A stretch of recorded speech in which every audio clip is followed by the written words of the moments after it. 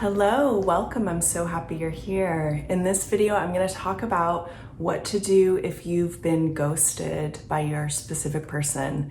And of course, being ghosted, it doesn't even have to be by your specific person, but I guess you probably wouldn't care too much, maybe, or maybe not. I mean, being ghosted is kind of an intense thing to have happen. So what do you do if you've been ghosted? How do you deal with this, and how do you make sure that it doesn't happen again? That's what I'm going to talk about in this video.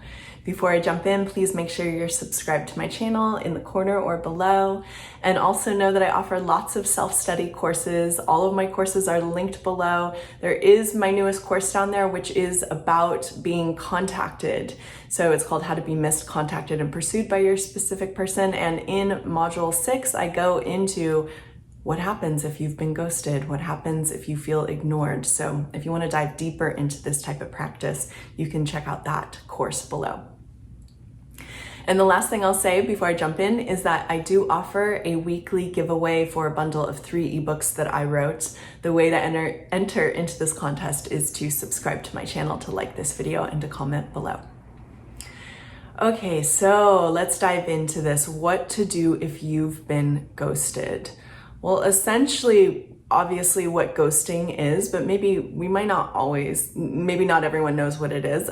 This term is a newer term, I believe. I mean, in the recent years, this wasn't a term like in my 20s, which kind of gives you my age, maybe a little bit, but in my 20s, no one was saying the term ghosted. So it's kind of a newer term.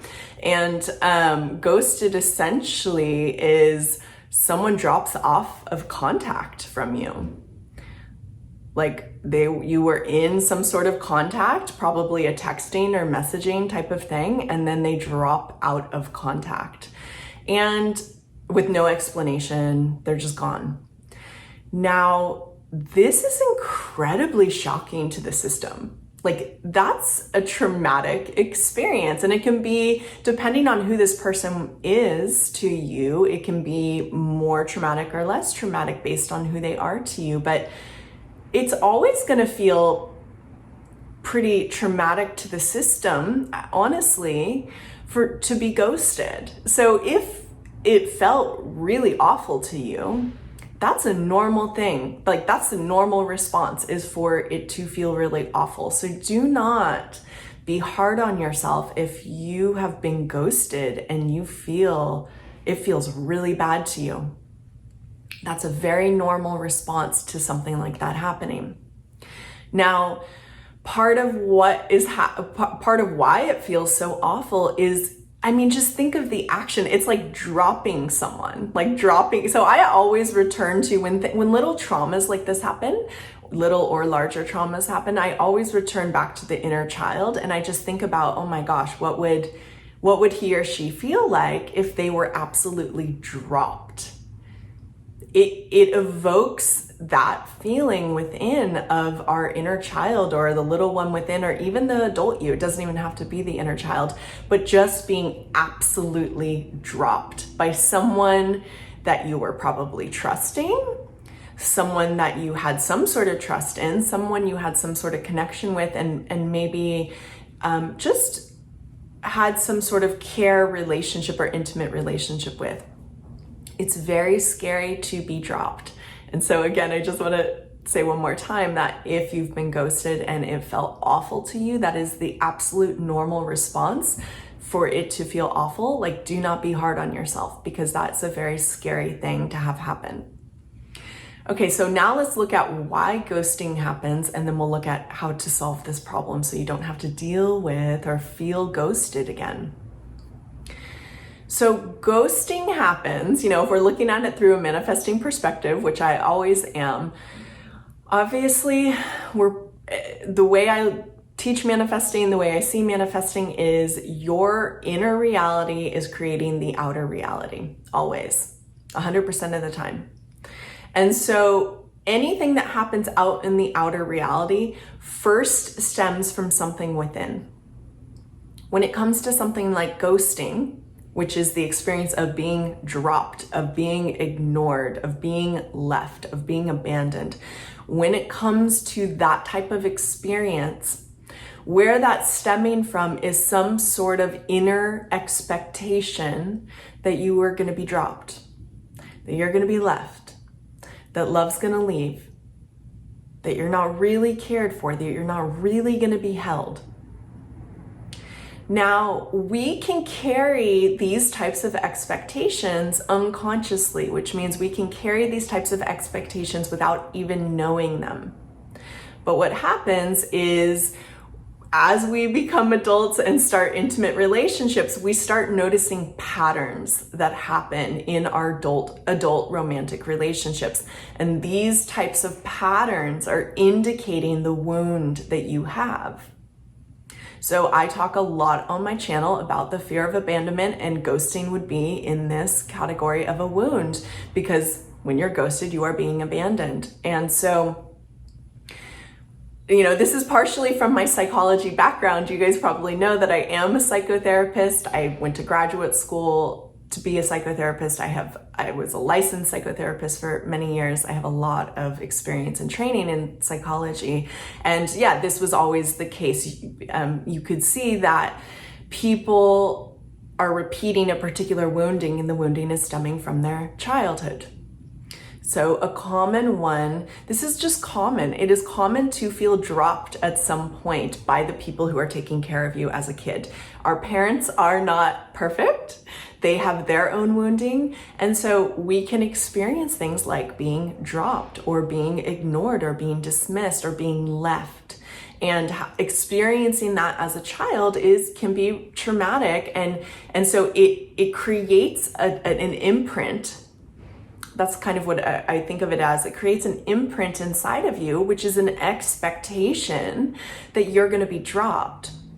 And then so you carry that into you as an adult. So you may or may not know that you have that expectation, but it's there. And you start creating that reality where you are being dropped.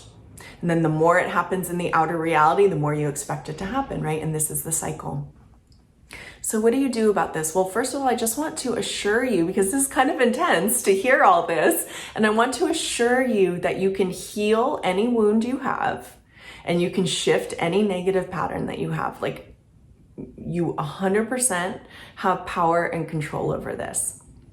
The second thing I want you to know is that shifting a pattern like this is all about you, how you show up with you, and it actually has very little to do with other people.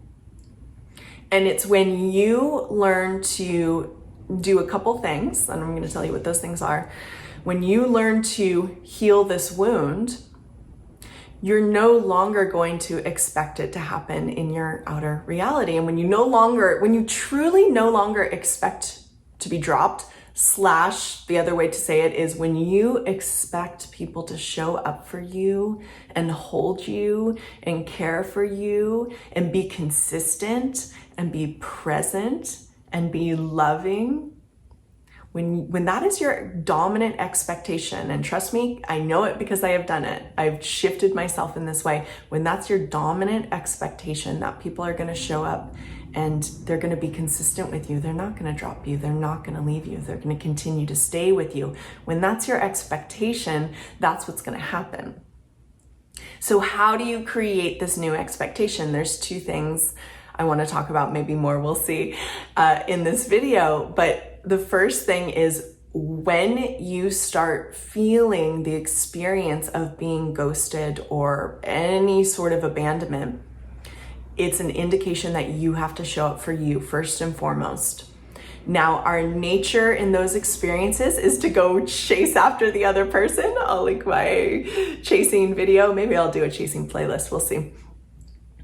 Our inclination is to go chase after that person. And that's just what we do in fear, okay? When we are in fear and when we feel abandoned, we feel love has left us, or we're losing love, our inclination is to go chase after it. And it's just a fear response. So when you feel like you are being dropped by someone and you feel maybe that inclination to go chase after them, what I want you to do instead is drop into some very deep self-love with yourself.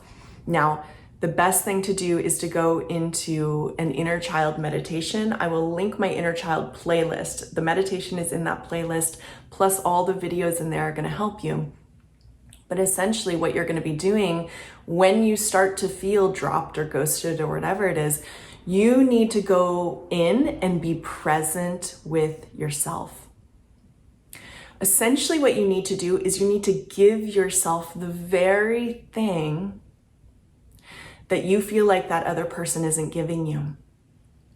So usually this is a very simple process, because usually what the other person isn't giving is attention, care, unconditional love, understanding, presence. It's essentially just presence and care. And you have the ability to give that to yourself. And in fact, through my perspective, you really have to learn how to give that to yourself, because when you learn to show up for yourself, especially when you're not feeling good, especially when you're feeling dropped, when you learn to show up for yourself in those states, you automatically are going to start expecting something from the outer reality.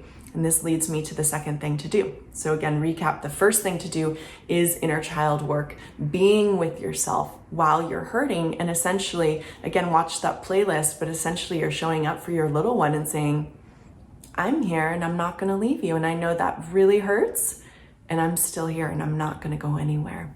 You tell your scared little one who's just been dropped and it doesn't feel good, you tell him or her that doesn't feel good, and I'm gonna hold you. I'm gonna be here for you.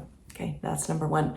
Number two, this is best, the second piece is best done when you're not in a traumatic experience. So after you've soothed yourself, you want to start creating a new story.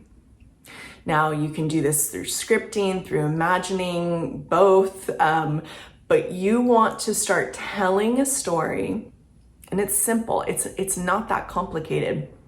You want to start telling a story that your person shows up for you. I would say you want to do this in two different ways. You want to do it in a general way, and if you have a specific person, you want to do it in the specific way. But why I say I would want you to do it in a general way as well. You have to create the self concept that is like, I'm going to be shown up for no matter what, no matter who. That's who I am. It could be this person, it could be any person. Whoever comes into my reality is going to consistently show up for me. You can also create this new story, of course, about your specific person. The thing you want to watch for when it becomes about your specific person, sometimes we can create new stories about them and we're secretly like chasing after for them to do something different. And instead you want to be landing in the felt experience of, this person shows up for me in this way. And in fact, they're not allowed to show up in my reality unless they show up that way. That is what I call fierce self-love. Often when I'm talking to clients, and if something like this is going on where their specific person is not treating them in a way that is respectful and loving, I want them to bring in this part of themselves that has fierce self-love. And fierce self-love essentially is like, oh no, you don't. You do not do that with me. And it's not saying that outwardly to your specific person, it's saying it to yourself. People are only allowed to treat me with respect and love. And if they do not treat me that way, they are not allowed in my reality. When you are living with that type of, we can call it a boundary. I don't really use the word boundaries that much, but when it's your own belief really is what it is. When you're living with that belief system of like, people are only allowed to show up with care, presence, and attention and consistency, like that's all I'll receive.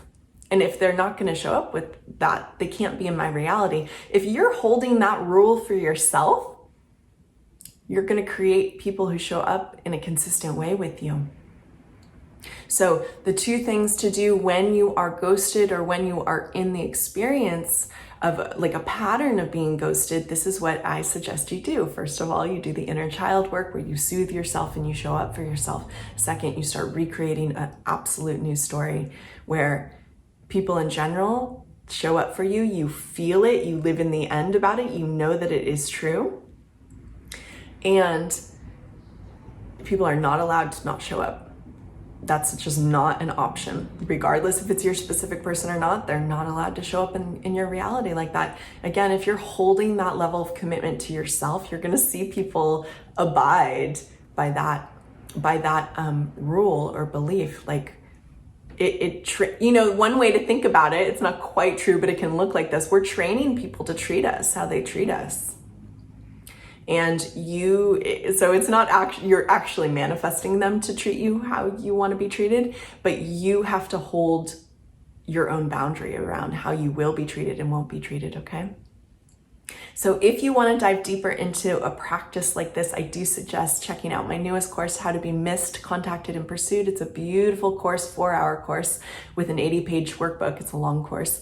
And yeah, thank you so much for being here. Please make sure you subscribe to my channel, you like this video, and you comment below, and I'll see you soon. Bye.